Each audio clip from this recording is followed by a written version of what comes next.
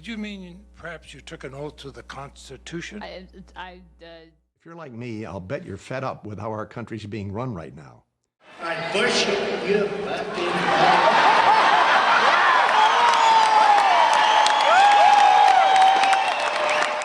America went to war nearly 5 years ago after an orchestrated campaign of false statements by the nation's top officials. Is any stimulus too little, too late? Pat Buchanan. The United States is completely tapped out. Credit card debt is disintegrating. The mortgage debt is rotten. The country's in bankruptcy, and when I listen to this argument, I mean, nobody even seems to care. The dollar's crashing, and you're... Mayor Ron Dellums and Congresswoman Barbara Lee called city leaders together to address the foreclosure crisis. Talk about the economy. They all say, even the Democrats, back this stimulus package. The banks are in trouble. We had a 1.25% rate cut, $150 billion stimulus package in, 8 days proposed, the rate cut 1.25%, and the package is coming. And I'm with Robert Kiyosaki on, hey, listen, this package, this stimulus package is ridiculous. That's correct.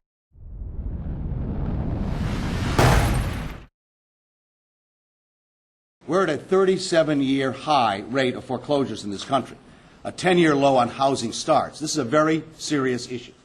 Have been quite outspoken on the nation's economic woes. And let me just read you a quote from your recent op-ed in the Post when you said, when history tells the story of the subprime lending crisis and recounts its devastating effects on the lives of so many innocent homeowners, the Bush administration will not be judged favorably. Right. Why not? I understand the market requires rules, and this administration has not come close to adequately enforcing those rules, and that's why the subprime problem that was partially scandal, partially just bad judgment, has ballooned. Bailout that has to be monumental in nature. Pick me up on this. When you're talking about $750 trillion with a T in notional value of credit derivatives outstanding worldwide compared to $50 trillion in global GDP, when those things start to go bad, what Warren Buffett called those financial weapons of mass destruction. The CDO market is a $2 trillion market. The write-downs that have related to subprime loans underlying some of those securities have only amounted to about $120 billion. So when you look at the differentiation between what's valued and what's out there, you're talking about a lot of potential catastrophe to come. And again, no discussion of what happened at the source to deregulate the market such that these things could be created.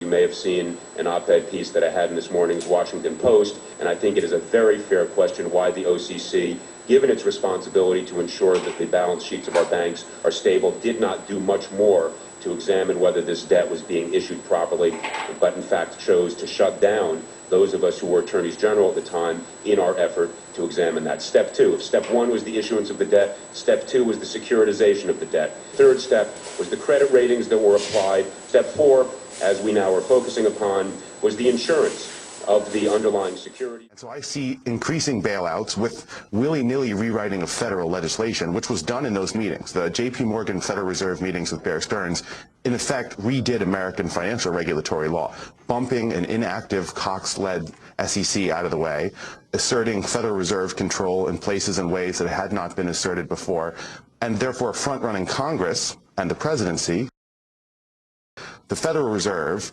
coming in to basically take out, not bail out, one firm to support all the other firms, immediately making available to them all kinds of access to cash and support they never got before, which, by the way, would have saved Bear Stearns, rewriting American financial legislation while the president tells crazy fictional stories about Iraq. You think the subprime mortgage crisis is just about overextended credit and legal predatory lending?